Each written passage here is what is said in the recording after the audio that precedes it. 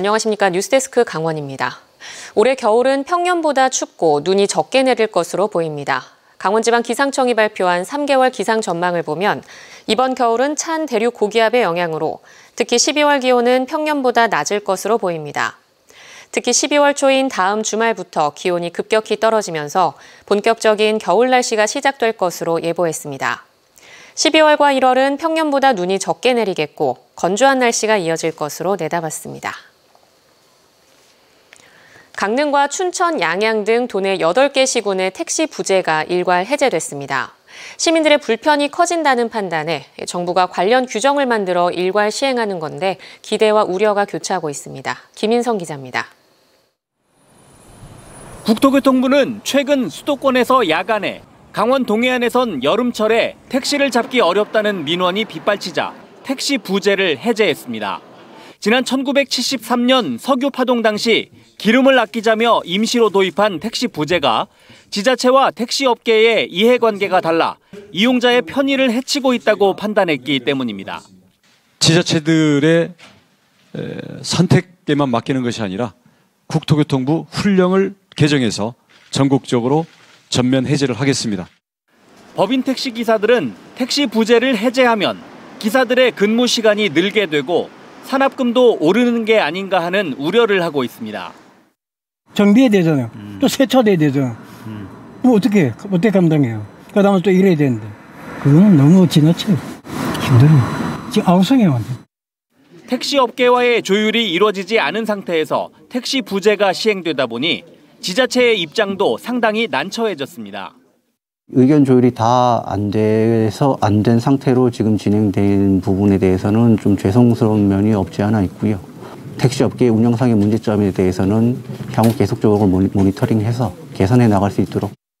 속초시는 지난 2월 시와 개인 택시, 법인 택시, 노동조합의 합의로 자체적으로 택시 부재를 해제했습니다. 시행 9개월 동안 모니터링한 결과 심야 시간대 수입이 크게 늘었고 6월에 요금이 인상된 덕에 택시업계의 수익이 부재 해제 전보다 15% 이상 늘었고 시민들의 민원도 줄었습니다. 시행해서 본 결과 택시업계에서는 수입이 이제 다소 좀 증가했고 시민들의 편의도 좀 더 나아졌다고 볼 수 있겠습니다. 앞으로 산업금이 오를까 봐 걱정되긴 하지만 아직은 장점이 더 많은 상황입니다.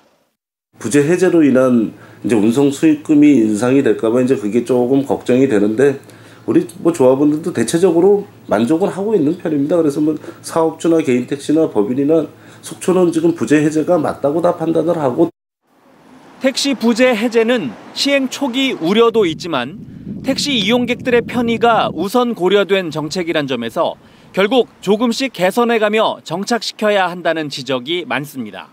MBC 뉴스 김인성입니다. 학령인구 감소와 지원자 저조로 폐교 위기에 내몰린 태백 기계공고가 2024년에 한국항공고로 재탄생합니다. 항공정비 기술자들을 집중 육성할 계획인데 개교를 앞두고 해결해야 할 과제가 적지 않습니다. 이준호 기자입니다. 지난 1951년 개교 이래 18,000여 명의 인재를 배출한 태백 기계공고.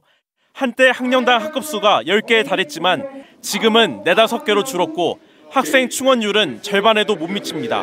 10년 안에 폐교할 수 있다는 전망까지 나오자 태백 기계공고는 학교 개편을 추진합니다.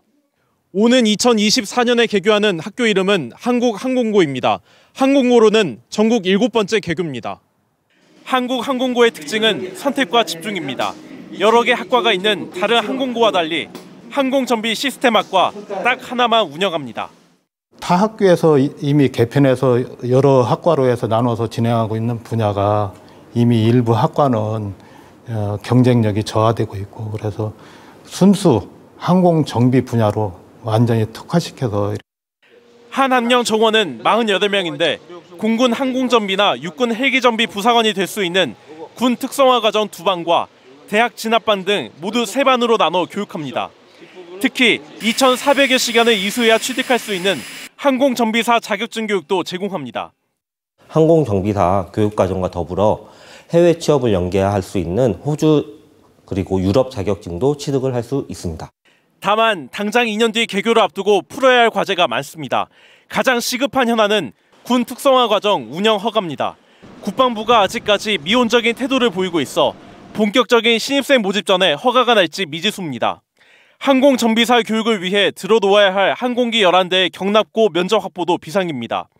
강원교육청은 문제 해결을 위해서 용역을 의뢰하고 예산 증액과 행정 지원을 아끼지 않을 예정입니다. 현재 운동장 부지의 초대형 경납고를 신축하고 경비행기부터 전투기까지 실제 항공기를 10대 이상 보유하여 전문 항공 정비 인재를 양성할 계획입니다. 태백 기계공고가 항공고 전환으로 활력을 되찾을 수 있을지 관심이 모아지고 있습니다. MBC 뉴스 이종호입니다.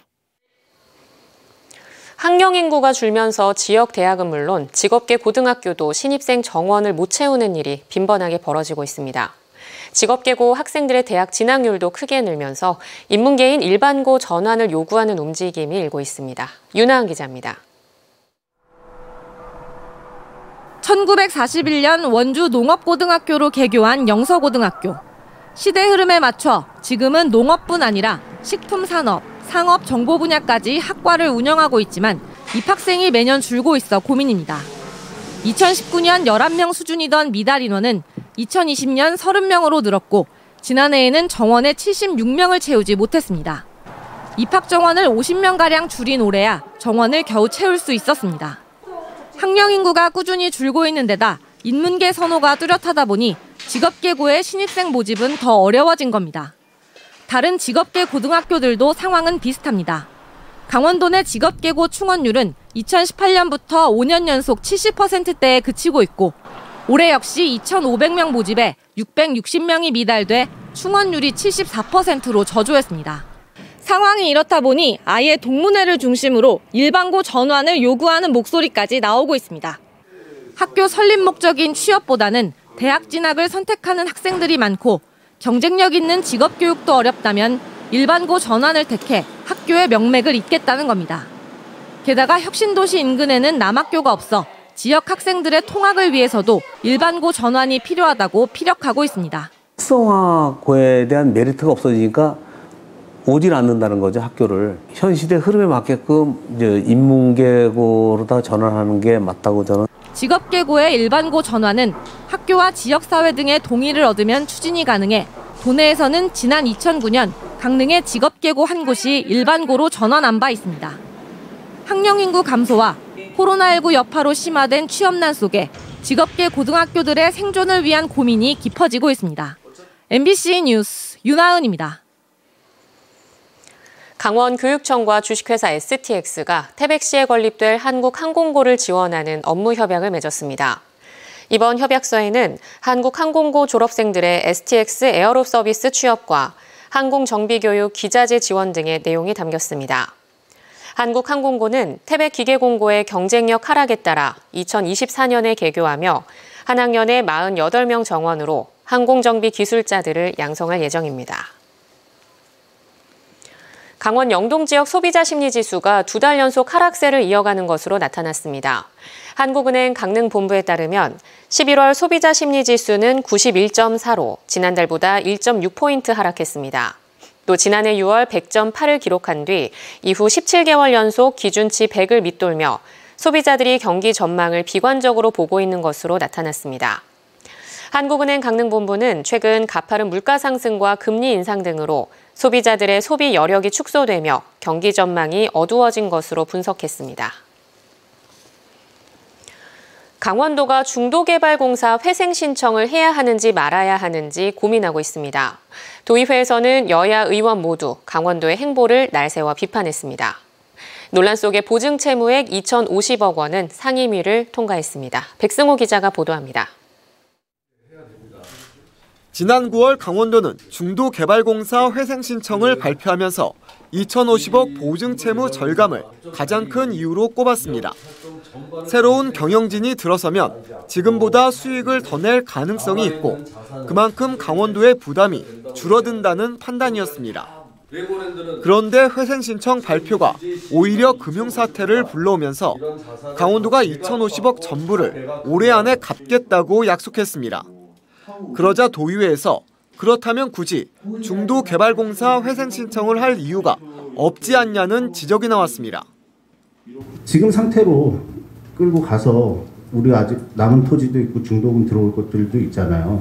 그런 방법도 한번 생각을 해보십시오. 꼭 굳이 회생 신청을 할 필요가 있을까? 중도개발공사는 사업을 마치면 해산되는 특수목적 법인인데 회생 신청 자체가 말이 안 된다는 주장도 나왔습니다. 목적을 달성했으면 자연히 소멸되는 회사임에도 불구하고 지금 회생 신청을 또 하겠다는 거예요. 그거는 너무 말이 앞뒤가 안 맞는 거 아닙니까? 강원도는 갈팡질팡했습니다. 회생 신청할 건지 안 할 건지 그것만 말씀해 보세요. 일단 저희는 지금 원칙적으로 회생 신청을 한다는 기조에 가고 있고요. 만약에 신청보다 실익이 더 많다라고 결론이 난다면 충분히 그 신청을 안 하는 부분까지도. 대한민국을 뒤흔든 금융 사태와 강원도가 혈세로 갚아야 할 2,050억 보증 채무까지 모든 문제는 강원도의 중도개발공사 회생 신청 발표로 촉발됐습니다.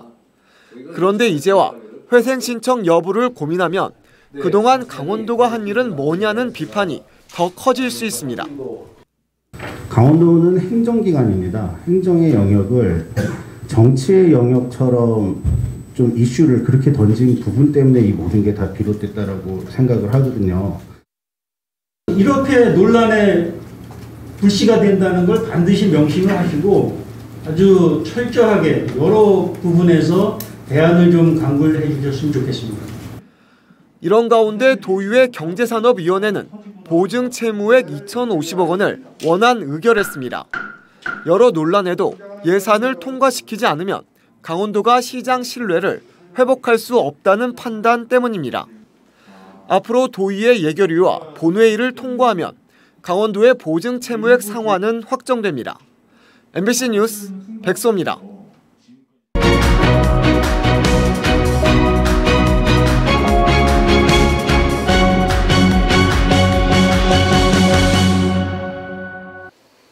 이틀 연속 도내에서 2,000명대 코로나19 확진자가 발생한 가운데 오늘도 오후 6시 기준 1,830명이 확진됐습니다. 시군별로는 강릉 232명, 동해 108명, 속초 87명, 삼척 47명 등으로 누적 확진자 수는 79만 7천 명을 넘겼습니다. 확산세는 꺾이지 않았지만 병상 가동률은 53.8%로 하루 전보다 2%포인트가량 줄어 106개 병상 가운데 49개 병상이 여유 있는 상황입니다. 동해안과 연결되는 주변 도로 보수와 복구 사업에 정부 지원이 필요하다는 주장이 제기됐습니다. 동해경제인연합회는 정부 청원서를 통해 동해 국가관리항이 1979년 준공 이후 40년 넘게 국가 발전을 위한 항만 역할을 하며 하루 평균 700대, 4,000회 이상 25톤 대형 화물 차량이 이동해 도심의 도로 피해가 극심하다고 정부의 예산 지원을 요청했습니다. 경제인연합회에 따르면 동해항을 이용하는 DB메탈과 쌍용CN이, 강릉 안인화력 등의 업체로 인한 도로 파손이 극심하지만 동해시가 매년 20억 원 이상을 부담하고 있습니다. 강릉시가 공공임대형 지식산업센터 건립에 나섭니다. 강릉시는 2025년까지 강릉 과학일반산업단지의 지하 1층, 지상 5층, 총 56실 규모의 지식산업센터를 짓기로 하고 다음 달 설계 용역에 착수해 내년 하반기에 착공할 예정입니다. 강릉 공공임대형 지식산업센터에는 총 250억 원의 사업비가 투입되며 세라믹과 해양바이오, IT 등 지역 전략산업 기업이 입주해 기존 산업단지와 연계한 지역경제 파급 효과가 클 것으로 기대됩니다.